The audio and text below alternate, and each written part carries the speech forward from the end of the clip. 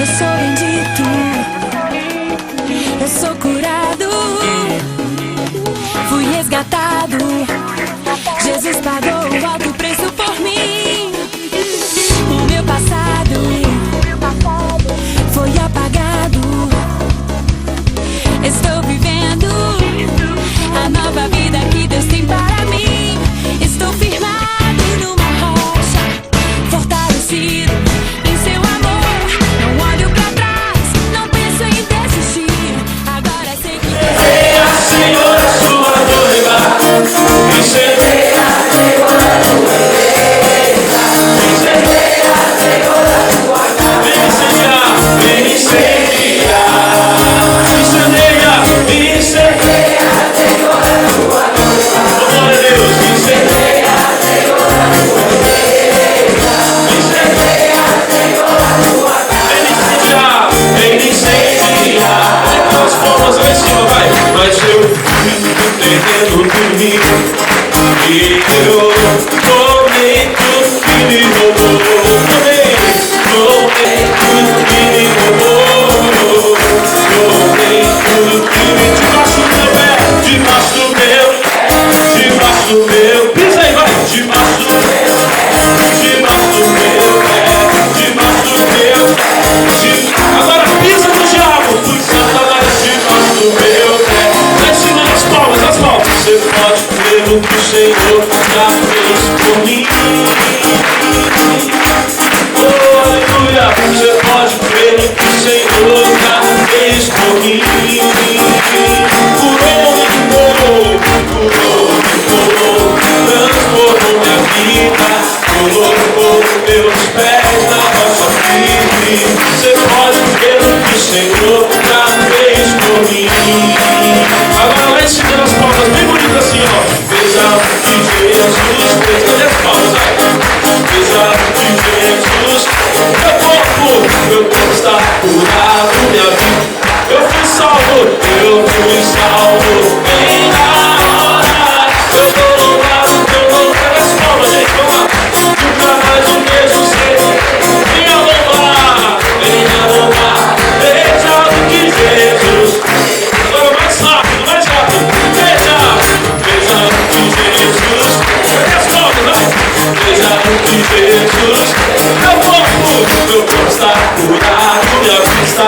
Eu fui salvo, bem na. Eu vou louvar, nunca mais. Oh, venha louvar, veja o que Jesus fez.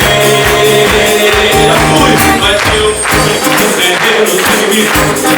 E eu tudo que me roubou. Tudo que me roubou.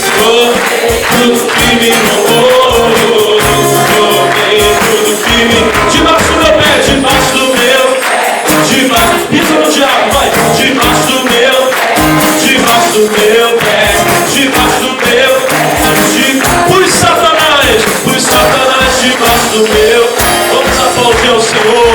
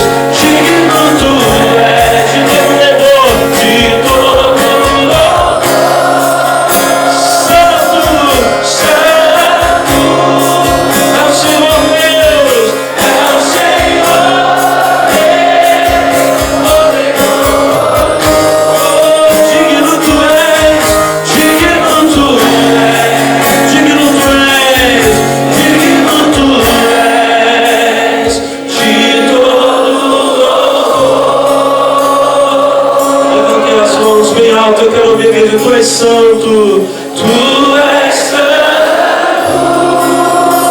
santo, santo. É o Senhor Deus, é o Senhor poderoso. Deus, digno Tu és, digno Tu és, digno Tu és, digno Tu de todo louvor, de todo louvor. Santo, santo, é o Senhor Deus, é o poderoso. Digno Tu és, digno Tu és, digno Tu és, digno Tu és, de todo louvor. Obrigado, Espírito Santo.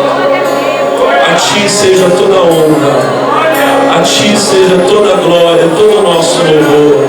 Diga glória a Deus, diga obrigado, Jesus, pela Tua presença aqui nesse lugar. Vamos aplaudir Jesus bem forte. Mais forte para Jesus. Obrigado, Espírito Santo de Deus. Obrigado. Amém. Glória a Deus. Jesus é bom. Jesus é bom, meus irmãos. Podem sentar-se em nome do Senhor Jesus. Que Deus abençoe vocês. Estamos aqui para mais uma reunião de fé, para mais um dia abençoado em nome de Jesus, tá bom?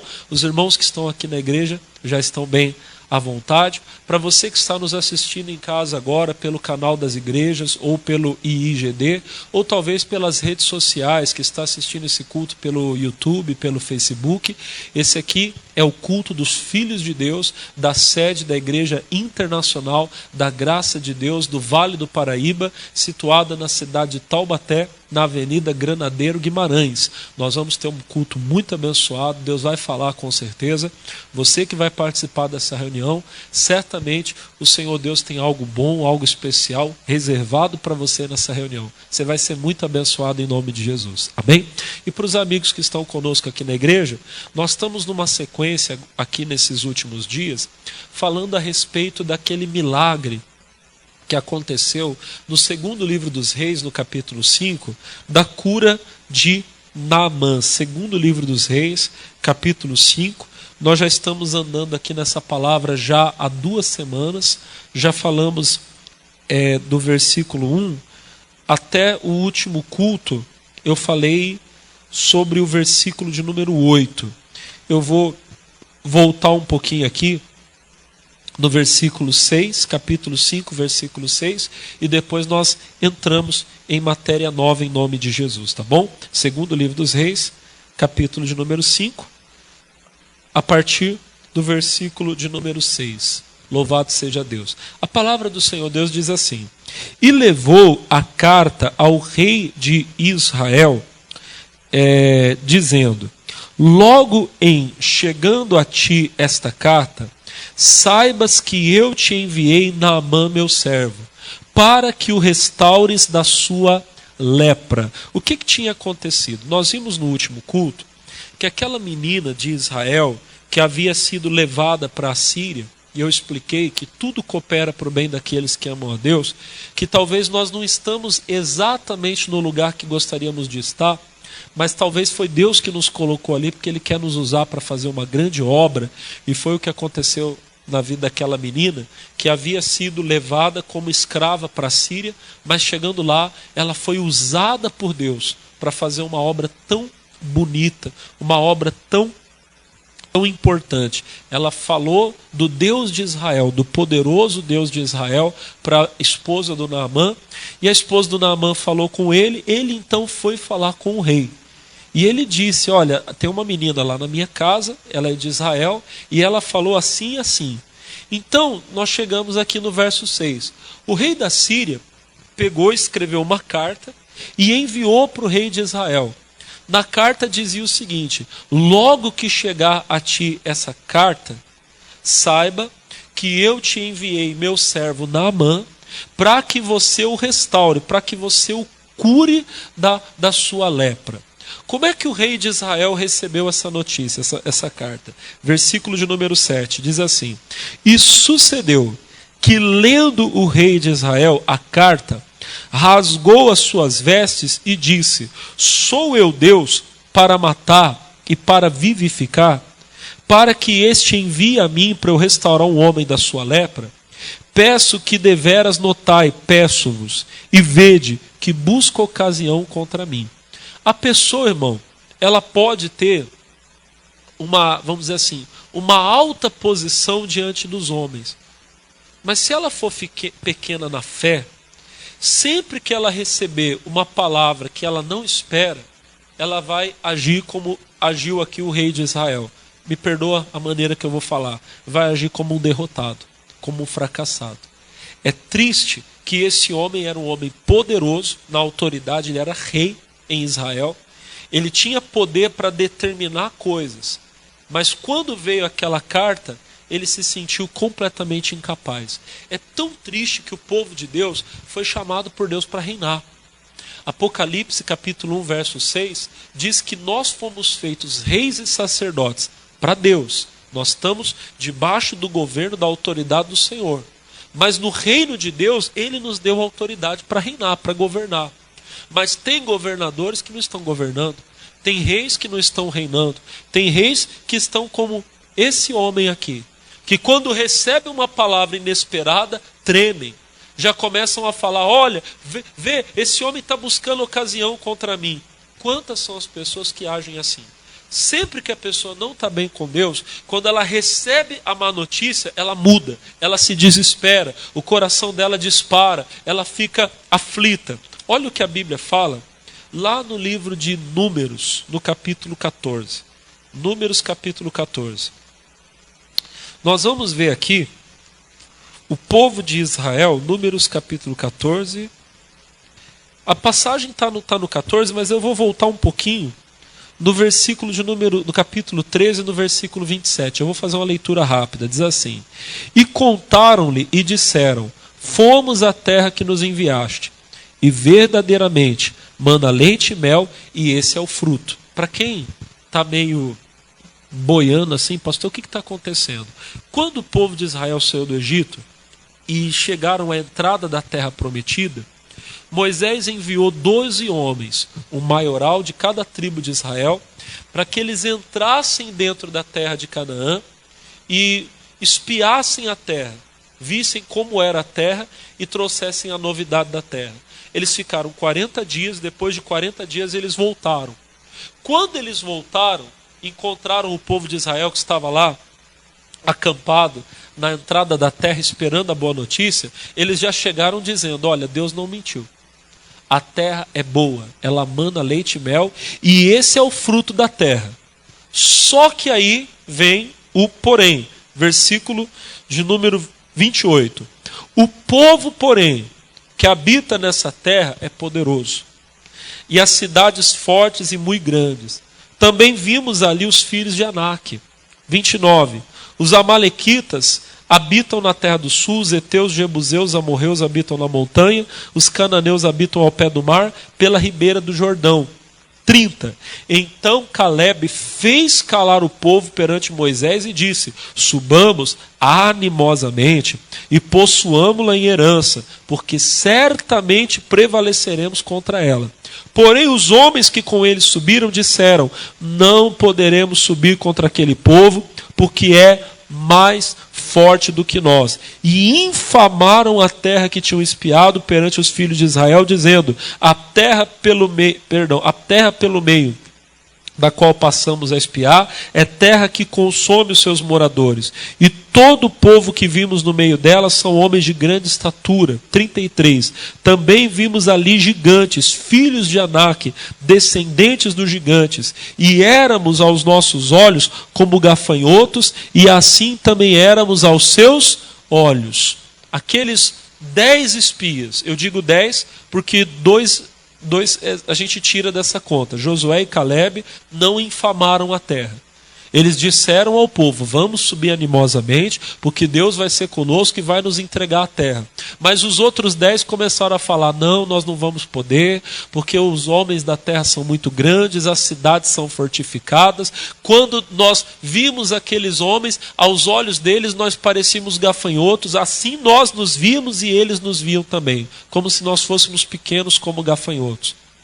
Eles trouxeram para o povo de Israel a má notícia.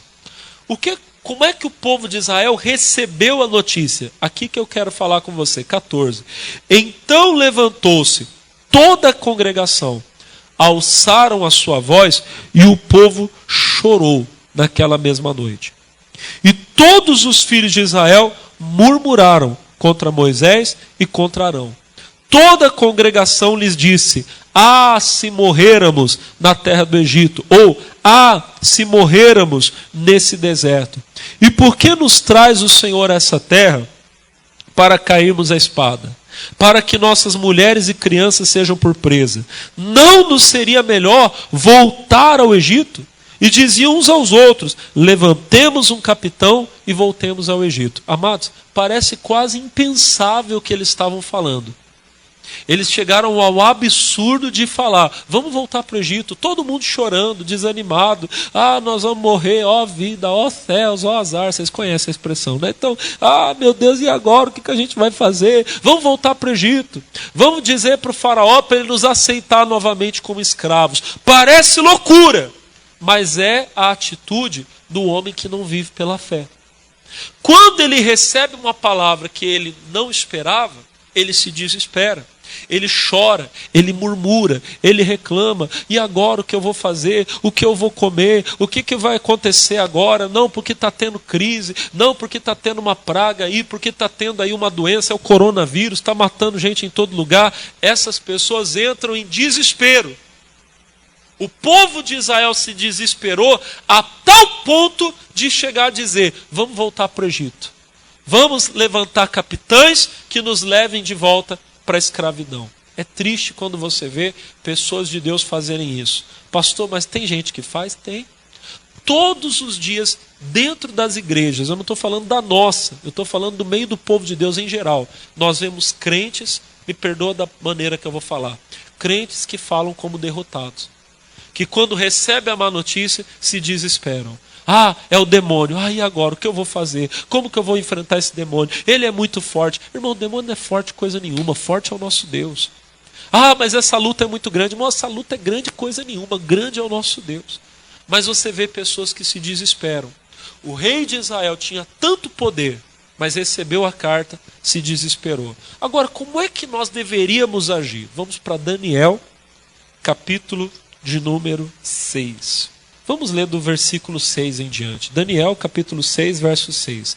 Aqui, só para esclarecer bem para todo mundo, para a igreja não ficar sem entendimento, Daniel, ele já estava aqui idoso, mas ele continuava um homem muito sábio.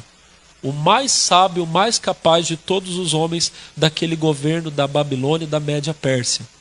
O rei Dario tinha levantado 120 presidentes que cuidassem de todos os assuntos do reino. Sobre esses 3, ele levantou 3 príncipes, dos quais Daniel era um. Só que Daniel se destacou tanto que Dario iria colocar Daniel acima de todos.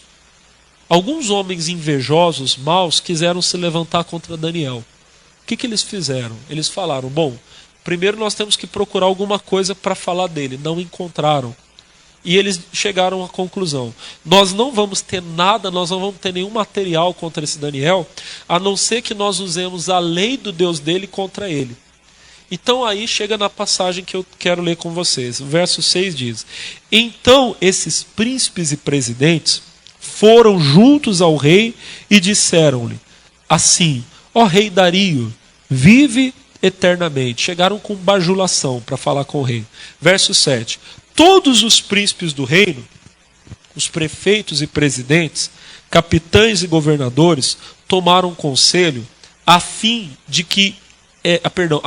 estabelecerem um edito real e fazerem firme esse mandamento que qualquer que por espaço de 30 dias fizer uma petição a qualquer Deus ou a qualquer homem, e não a ti, ó rei, seja lançado na cova dos leões.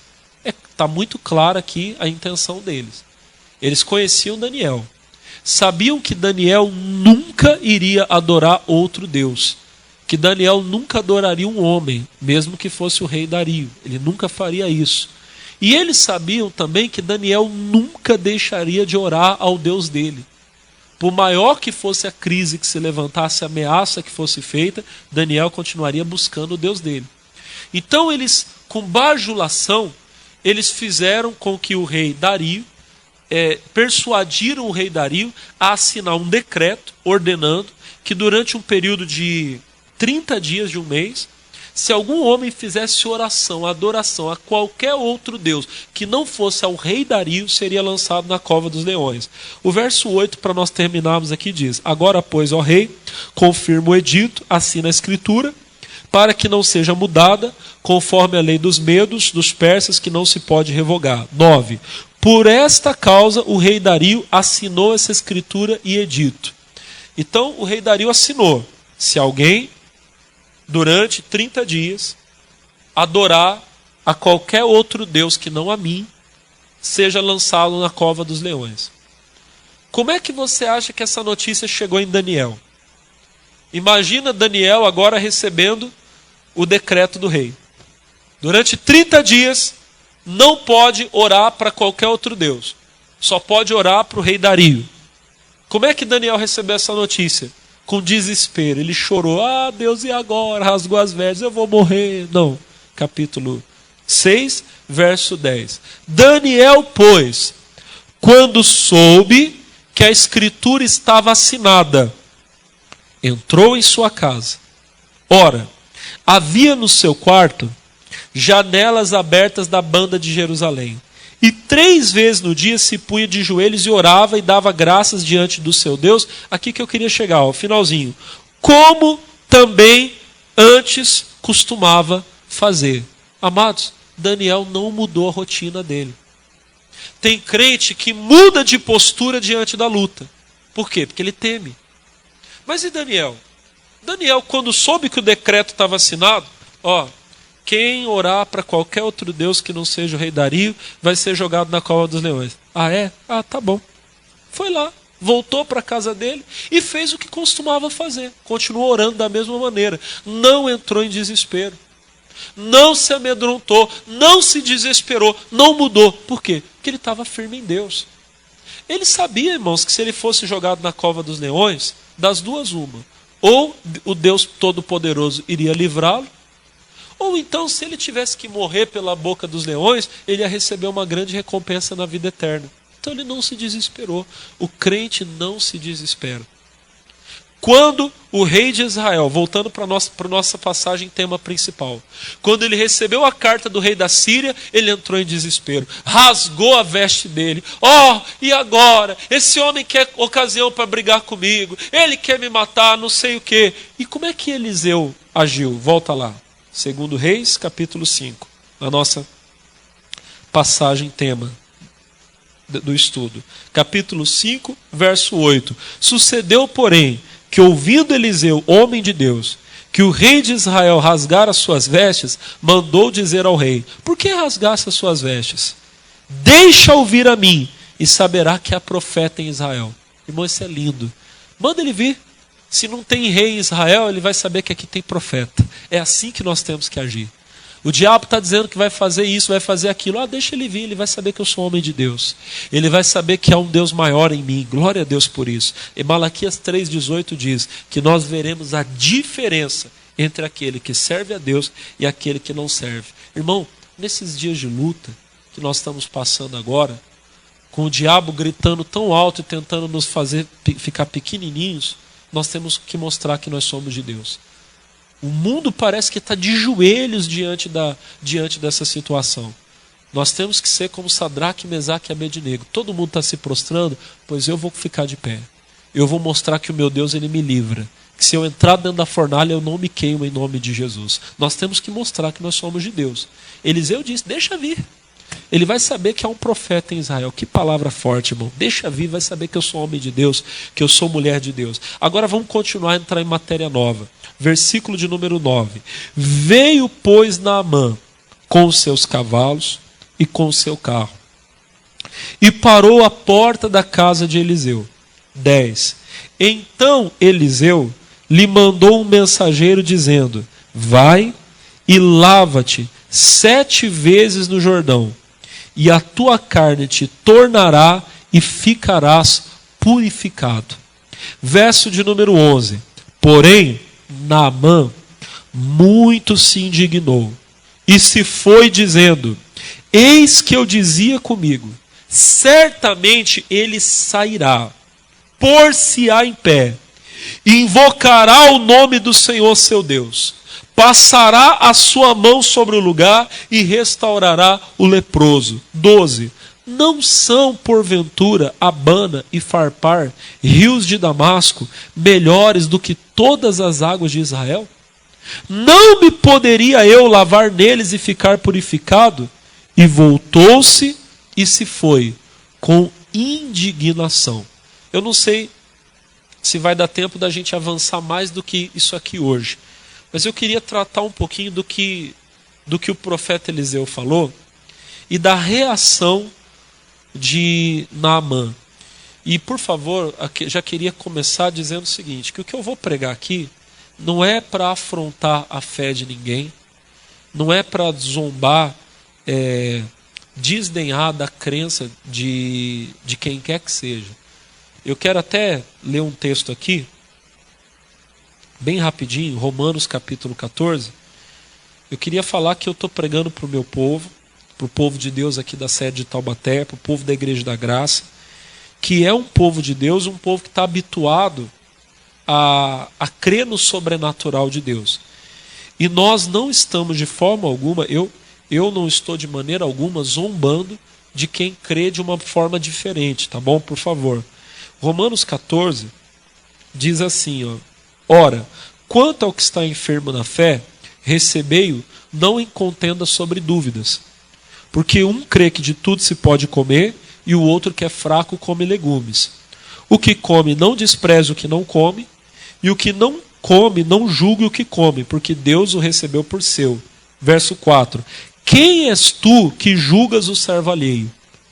Para o seu próprio Senhor ele está em pé ou cai, mas estará firme, porque poderoso é Deus por firmar. Então, a Bíblia, o apóstolo Paulo aqui usado pelo Espírito Santo, ele está nos ensinando a não brigar, a não contender com pessoas que têm um nível de fé diferente. Tem pessoa que acha que pode comer de tudo, tem outro que acha que se comer carne está pecando.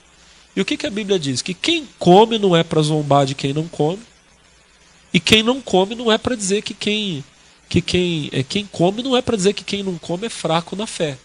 Cada um faz para Deus e um deve respeitar a fé que o outro tem. Amém? Então, eu vou pregar aqui segundo a fé que eu tenho, segundo a fé que o nosso povo tem. E talvez algumas coisas que eu vou falar possam parecer afronta, mas não são, de forma alguma. Não é essa a nossa intenção. Mas deixa eu comentar com vocês. Foi Naamã até a casa do profeta Eliseu. O profeta Eliseu não o recebeu. Ele enviou um mensageiro com uma palavra. A palavra dizia: vai, lava-te 7 vezes no Jordão, e a tua carne te tornará, e você ficará purificado da sua lepra.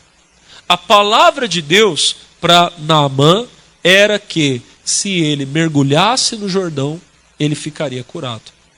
Só que o Naamã, é aqui que eu queria chegar. O Naamã, ele já tinha um pensamento religioso. O Naamã, ele já tinha uma convicção religiosa. Quando ele ouviu aquela palavra, que era a palavra do homem de Deus, portanto, hoje, mais do que nunca nós sabemos, era a palavra de Deus, Naamã se sentiu confrontado. A palavra de Deus dizia: vai e se lava no Jordão. E ele disse: espera aí, mas eu pensava que esse homem viria até mim, que ele colocaria as mãos sobre mim e ele invocaria o Deus dele. e ele me restauraria. Agora ele me manda ir mergulhar no Jordão. Peraí, se fosse questão de mergulhar no rio para ser curado, eu podia mergulhar nas águas do meu país, lá no rio Abana, no rio Farpar. Não são, porventura, as águas lá do meu país melhores do que todas as águas de Israel? E a Bíblia diz que então ele foi embora e foi com indignação, ele foi bravo. Por que ele ficou bravo, irmãos? Porque ele não aceitou aquela palavra. A palavra que veio de Deus para ele confrontou a fé que ele já tinha. Mas por quê? Porque a fé dele era uma fé religiosa. Tem muita gente que ela acha que ela tem fé em Deus. E isso é um segredo para quem quer ser abençoado. Lá em Marcos 10, no versículo 22, quando Jesus amaldiçoou a figueira e a figueira secou, os discípulos ficaram assustados. Mestre, o senhor amaldiçoou a figueira e ela secou? Jesus disse, o primeiro segredo, Jesus disse, tem de fé em Deus. Tem muita gente que tem fé, mas ela tem uma fé religiosa. Não é uma fé que está em Deus. Como é que eu sei que a minha fé está em Deus, pastor? É quando a minha fé ela está pautada na palavra. A minha casa tem que ser construída na rocha. A rocha é um símbolo da palavra de Deus. Às vezes a pessoa tem uma fé que está firmada em convicções particulares que ela tem. Porque ela aprendeu com o pastor, com o padre, porque ela aprendeu com o pai, com a mãe, porque ela cresceu ouvindo aquilo. Não, porque você tem que fazer isso, você tem que fazer aquilo. E infelizmente, irmão, tem um monte de gente, eu vou usar essa palavra aqui, eu não queria ser ofensivo, mas eu vou falar. Tem um monte de gente que está bitolada, que está, meus irmãos, afundada em religiosidade, e por causa disso ela está impedindo Deus de abençoá-la. Ela já formou, ela tem um preconceito. O que é preconceito? É um conceito formado antes de conhecer a outra opinião. A outra pessoa vem me trazer um argumento, mas eu não sou barro, eu sou tijolo, eu já estou duro. Então eu não vou ser moldado. A palavra que ela vai vir me trazer não vai servir para mim. Por quê? Porque eu já estou, não importa o que ele fala, eu não vou querer saber. E tem gente que é assim. Se ela ouvir uma pregação, a pregação só vai servir para ela se a pregação se adequar ao que ela acha que é certo. E nós não podemos ser assim, meus irmãos. Nós temos que ser o barro na mão do oleiro. Se a palavra vem de Deus, entenda bem, a questão é essa, eu tenho que saber que a palavra vem de Deus. Mas se a palavra vem de Deus, se ela está em concordância com a doutrina bíblica, e aquela palavra vem, e ela quebra totalmente todas as convicções que eu tenho, não é, olha para o pastor, eu não tenho que querer que a palavra de Deus se molde a mim. Eu é que tenho que me moldar para caber dentro da palavra. Eu preciso moldar a minha vida para ser obediente à visão divina. Não querer que a visão divina esteja dentro da minha religiosidade. Não, eu aceito a palavra de Deus, contanto que seja igual aquilo que a mamãe ensinou, que o papai ensinou, que o vovô, que a vovó ensinaram. Não, meus irmãos. É importante, é necessário que eu entenda. Se o que Deus falar comigo for totalmente contra a minha visão religiosa, então eu vou me moldar à palavra de Deus. Se Deus está falando, então amém, glória a Deus, e eu vou obedecer o que Deus está falando. O Naamã quase perdeu a bênção. Por quê? Porque ele era religioso. O Senhor Jesus, lá em Mateus capítulo 15, olha o puxão de orelha que ele deu nos religiosos. Ó. Isso aqui, irmãos, é forte, hein? Ó. Mateus capítulo 15. Olha o que está escrito aqui. Mateus capítulo 15. Versículo 1. Olha Jesus falando. Mateus capítulo 15, verso de número 1 diz assim: Então chegaram aos pés de Jesus, uns escribas e fariseus de Jerusalém, dizendo: Por que transgridem os teus discípulos a palavra de Deus? Não, a palavra de Deus não. Por que transgridem os teus discípulos o quê? A tradição dos anciãos, pois não lavam as mãos quando comem pão. Então entenda bem. Os anciãos, os mais velhos, eles tinham uma tradição, um ritual. Eles tinham que comer para lavar as mãos. Eles achavam, irmãos, no Antigo Testamento eles tinham um pensamento, uma visão de que a santidade ela estava relacionada à pureza exterior. Uma pessoa santa era uma pessoa que estava limpa por fora. Às vezes a pessoa podia estar suja por dentro, cheia de maldade, malícia, ódio, violência, adultério, todo tipo de coisa, mas se tivesse limpinho por fora estava bom. Os discípulos de Jesus, eles estavam comendo aqui sem lavar as mãos. E os fariseus lá, os religiosos, ficaram irados. Foram lá questionar Jesus e falaram: olha, você está ensinando as pessoas a desrespeitar a palavra de Deus. Não, eles não falaram a palavra de Deus. Porque eles sabiam que aquela tradição não era a palavra de Deus. Você está ensinando os seus discípulos a desonrarem o quê? A tradição dos anciãos, dos antigos. Olha a resposta de Jesus, verso 3. Ele, porém, respondendo, disse: por que transgredis vós o quê? A tradição dos anciãos? Não, o mandamento de Deus pela vossa tradição. Irmãos, olha para o pastor. O que vem em primeiro lugar? A tradição? Não, o mandamento de Deus, a palavra de Deus.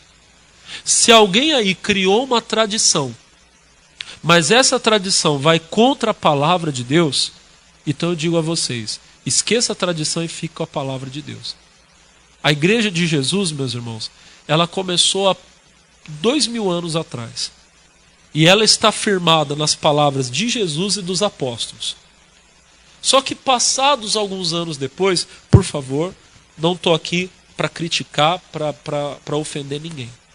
Mas anos depois, o que aconteceu? Alguns homens começaram a mudar a palavra de Deus. Começaram a inserir coisas no culto, tradições, ensinamentos que vão contra a palavra de Deus. Começaram a dizer, por exemplo, que nós temos que pedir intercessão dos mortos, como se eles fossem pessoas santas. Que nós podemos fazer procissões e carregar imagens. Que a pessoa pode orar. Não, vamos falar com Pedro, porque daí Pedro fala com João, João fala com Maria e Maria fala com Jesus. Só que isso são tradições que os homens criaram e que contrariam a palavra de Deus. A palavra de Deus diz: não terá outros deuses diante de mim, não farás para ti imagem de escultura, semelhança do que está em cima no céu e embaixo na terra. Esse negócio de não, eu vou falar com fulano porque fulano intercede, não. A palavra de Deus diz que só há um intercessor entre Deus e os homens e é Jesus Cristo. Só que aí, o que eles vão dizer? O que os religiosos dizem? Não, mas você tem que ver a tradição da igreja. Porque lá no século I, lá no século II, quando você vai lá nas igrejas das catacumbas, lá já tinha imagem, lá eles já estavam fazendo. Pois eu digo, se os cristãos do primeiro século, do segundo século, fizeram imagens, fizeram errado. Se os pais da igreja, eu não estou preocupado se foi o... puxa, me fugiu até o nome dos pais da igreja agora. Mas eu não estou preocupado se foi o Cipriano, se foi o Irineu, lá de Mileto, de Esmirna. Desculpa, eu não sei, esqueci o nome desse povo agora. O que eu quero dizer é o seguinte: se eles ensinaram que pode fazer, erraram. Porque a igreja ela está firmada na palavra de Jesus. A tradição dos homens não tem valor. E quem está defendendo tradição religiosa, convicção religiosa, e está abandonando a palavra de Deus, está errando. E errando feio. Há bastante tempo, isso que eu vou falar para você já tem quase 20 anos. Eu estava pregando para uma moça, uma pessoa muito próxima de mim, vou falar meio por cima, porque a gente não está aqui para ofender ninguém. Mas essa moça, pessoal, eu fui usado por Deus para falar com ela, eu sei que eu fui. Porque ela foi convencida. Conforme a gente estava andando pelo caminho, a gente tinha saído da escola, estávamos indo para casa.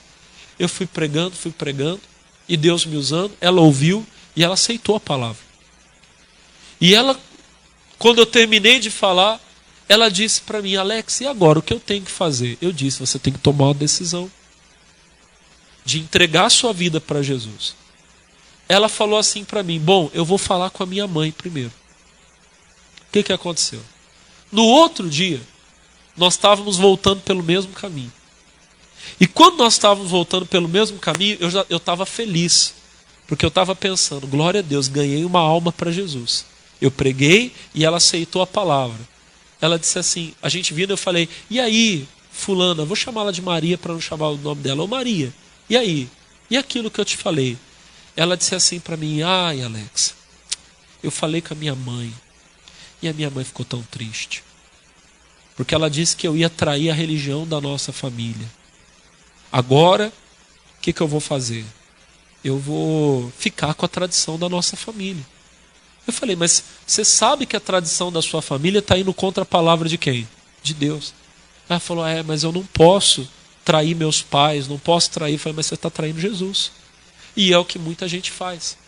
Em nome da tradição religiosa, do pensamento religioso, ela está deixando a palavra de Deus de lado.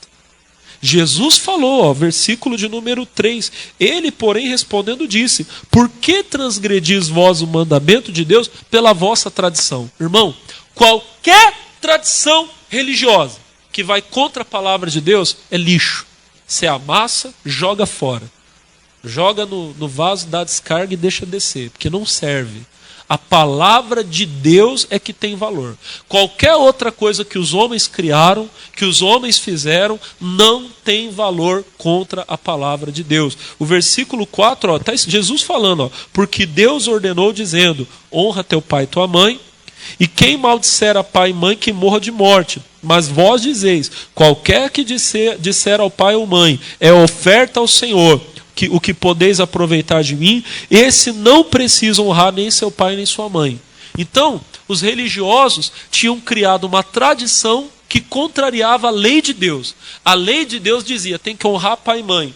Os religiosos, depois de anos, inventaram uma lei que dizia: não, se for para fazer tal coisa, aí pode desonrar o pai e a mãe. Olha o que Jesus está falando, versículo de número 6. E assim invalidastes pela vossa tradição o mandamento de Deus.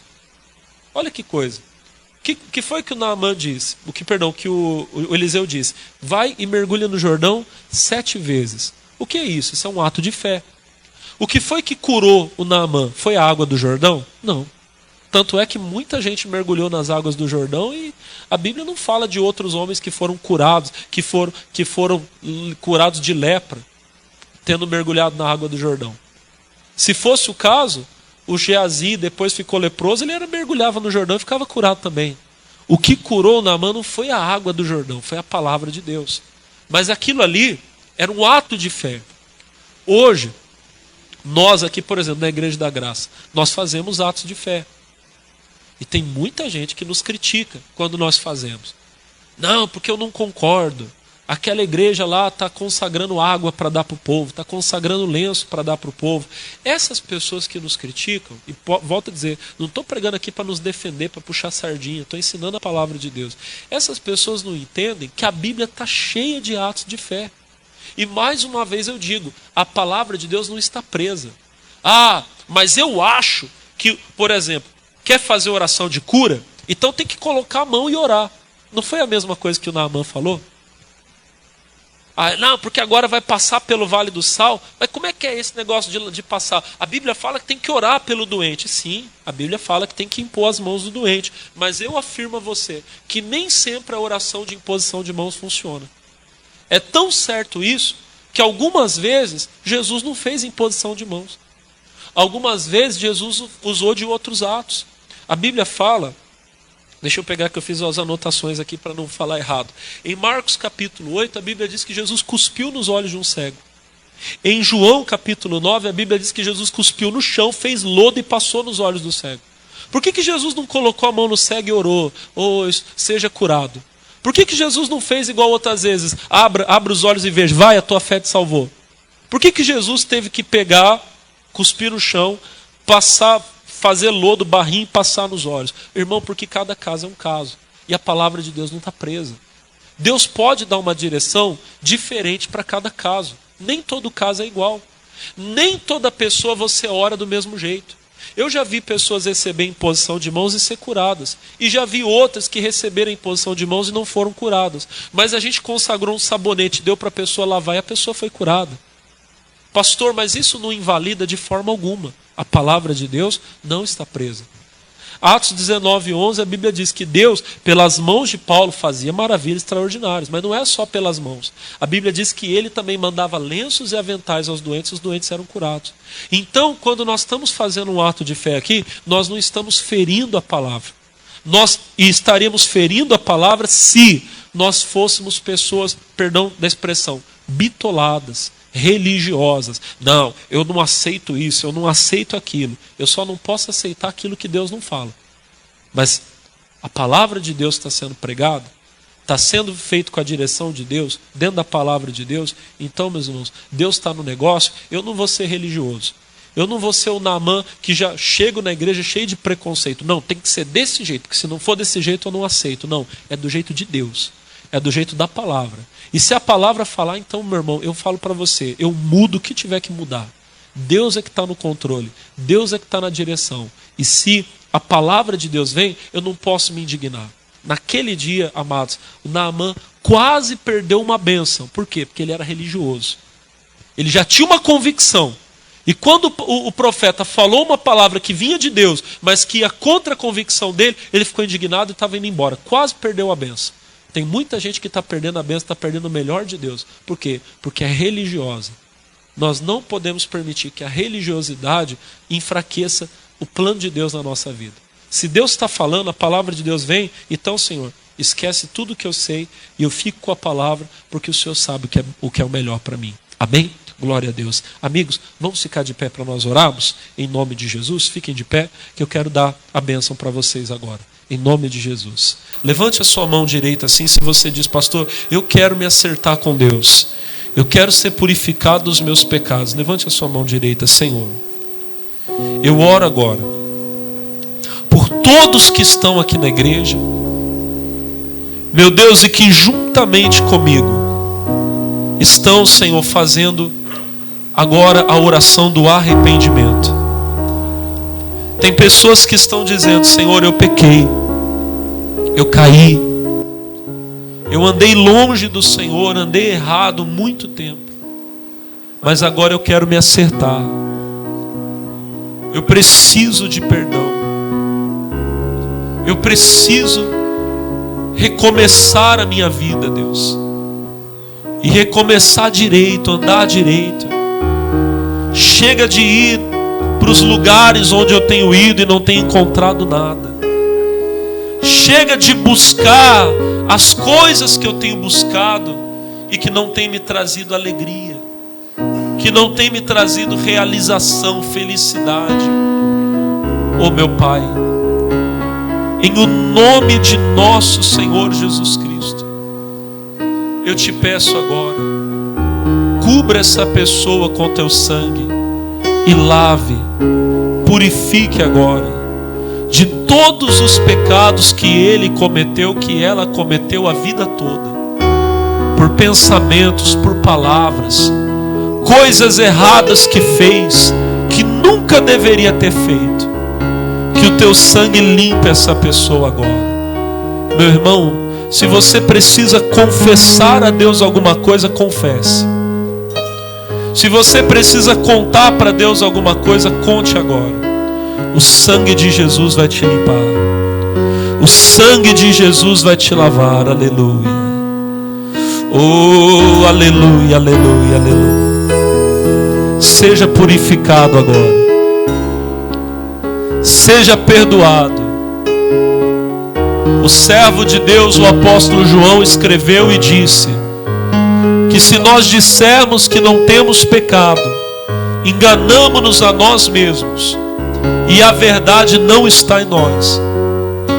Mas se confessarmos os nossos pecados, o Senhor é fiel e justo para nos perdoar os pecados, nos purificar de toda injustiça. Seja perdoado agora, meu amigo. Você que está aqui na igreja, seja limpo agora, lavado.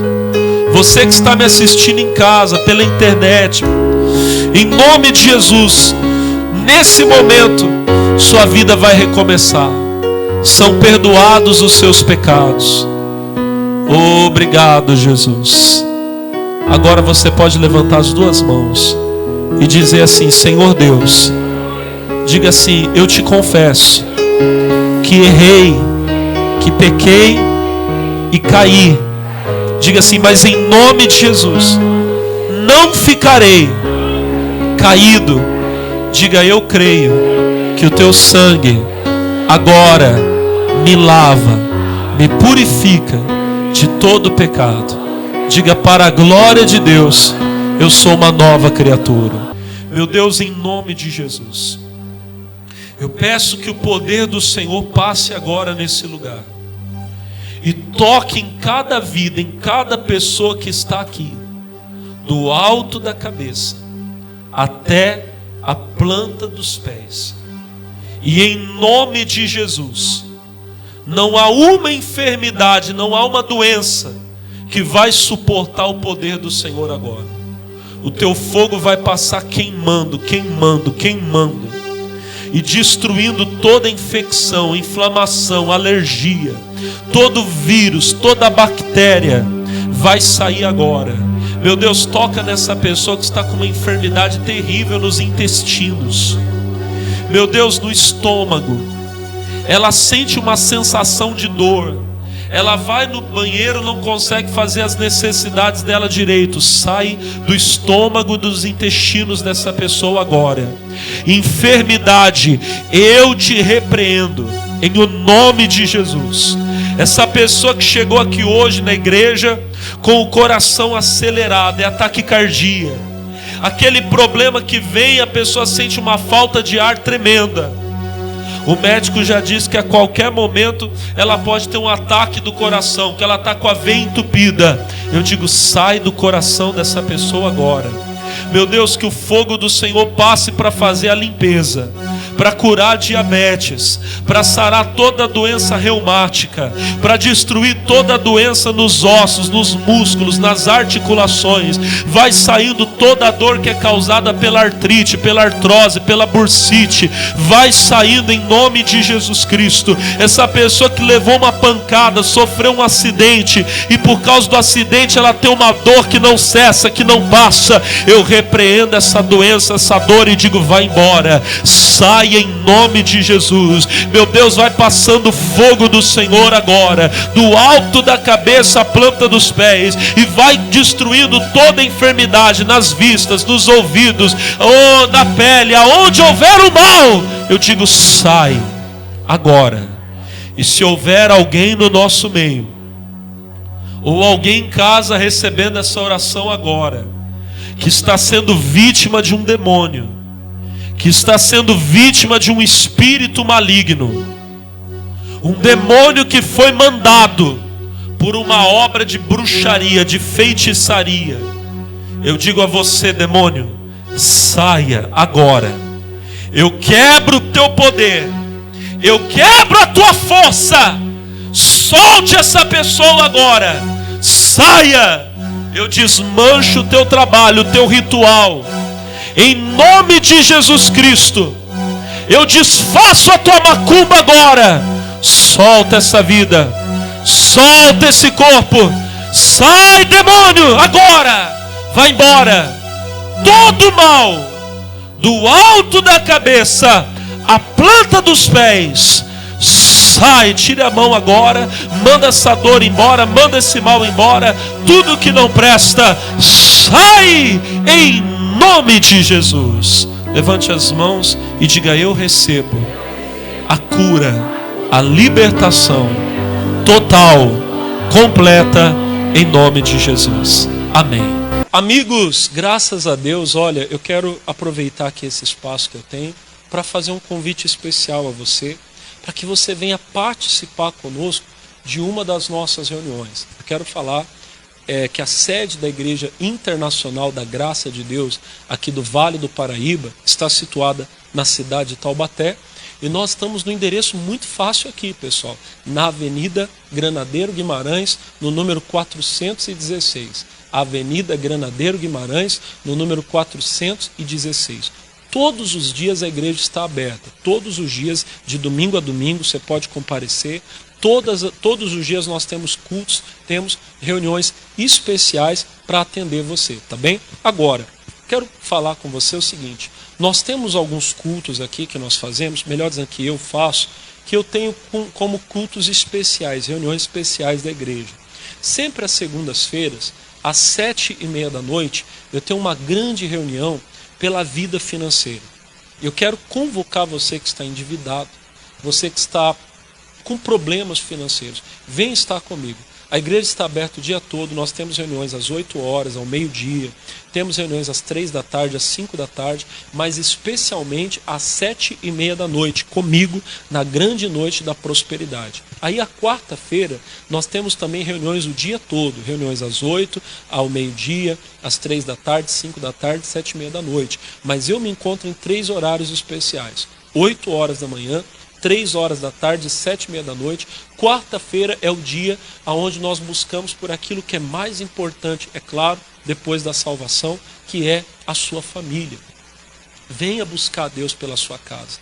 Você que está com o casamento indo de mal a pior, que está passando uma crise com os seus filhos, não sabe mais o que fazer, vem estar comigo, tá bem? E aí, finalizo falando da sexta-feira.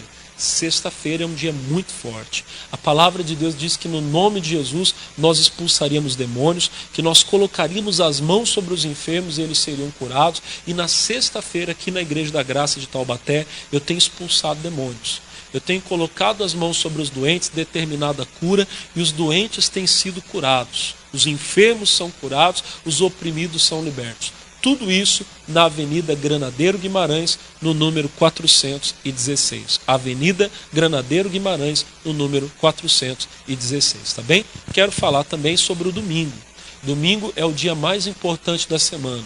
Nós temos no domingo um culto que na Igreja da Graça nós chamamos de culto dos filhos de Deus. Nós, aqui em Taubaté, acontece em 3 horários especiais: às 8 da manhã, às 10h30 da manhã e também às 18 horas.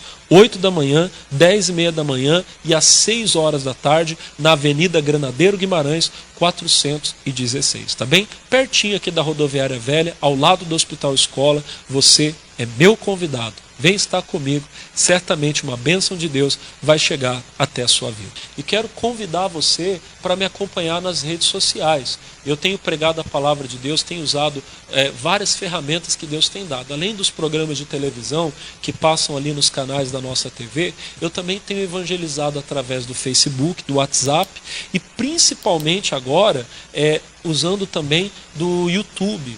Para você se inscrever, amigos, no meu canal no YouTube é muito fácil. É só você entrar ali e digitar PR Alex de Lima. Aonde faz a pesquisa, você digita PR de Pastor Alex de Lima. Você já vai ver ali os nossos cultos. Ali nós temos várias reuniões. Toda semana eu posto pelo menos um culto novo que é gravado aqui na sede da nossa igreja, tá bem? E você pode assistir essas reuniões e aí você aproveita e se inscreve.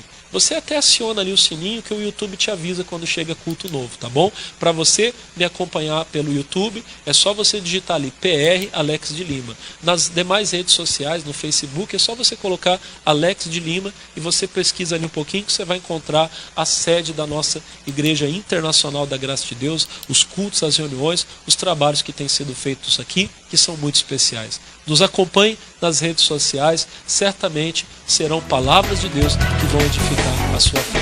Que Deus abençoe a sua vida, em nome de Jesus.